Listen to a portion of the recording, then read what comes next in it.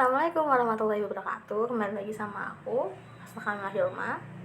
Kali ini aku mau bahas sesuatu yang lagi ramai banget nih di Indonesia, yaitu politik.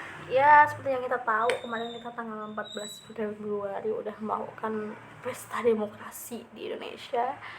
Tapi aku nggak mau bahas 01 atau 02 atau 03. Yang aku mau dibahas di sini adalah tokoh-tokoh yang dia seorang muslim tapi dia juga ikut serta dalam politik. Aku mau memperkenalkan 3 sih. Pertama adalah Muhammad Iqbal. Beliau lahir pada 9 November 1877 di Pakistan. Beliau itu seorang penyair, filosof, dan politik pada masanya. Nah, kenapa sih beliau dijuluki Bapak Pakistan? Nah, pemikirannya tentang filosof dan politik yang menguatkan identitas seorang muslim pada saat itu di Pakistan. Jadi, beliau itu menyemangati para pemuda muslim tentunya dalam memerdekakan identitas muslim di negara tersebut. Muhammad Iqbal juga pengen negara Pakistan itu secara hukumnya berlandaskan dengan nilai-nilai Islam gitu. Dan beliau juga sempat gak cuman omon-omon doang, beliau juga sempat menjabat jadi presiden sekitar 1930. Di situ juga beliau sampai akhirnya memenangkan hak-hak orang umat muslim pada saat itu. Makanya sampai sekarang terkenal dengan Bapak Pakistan. Oke, yang kedua selain Muhammad Iqbal tadi, yaitu ada, kalian tahu sholat Wali Songo nggak sih, yang salah satunya di lirik sholat itu ada Sunan Gunung Jati atau Syarif Hidayatullah. Dia lahir pada tahun 1448 di Kairo, Mesir.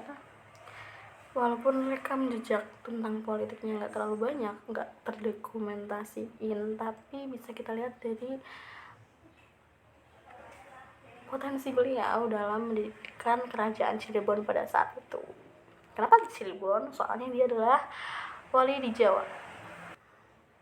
Selain itu, beliau juga terkenal dengan suka menekankan tentang keadilan, terus tentang toleransi dan saling menghargai antar umat beragama gitu. Kalau bicara tentang toleransi, kalian pasti nggak asing sama yang namanya Gus Dur. Iya, tokoh ketiga yang mau aku terangin di sini adalah Gus Dur, yang bernama asli Abdurrahman Wahid. Beliau lahir 7 September 1940.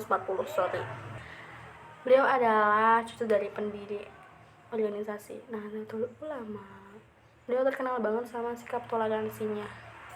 Dulu juga waktu menjabat jadi presiden, politiknya itu sempet kayak dilibatkan karena saking toleransinya. Tapi kata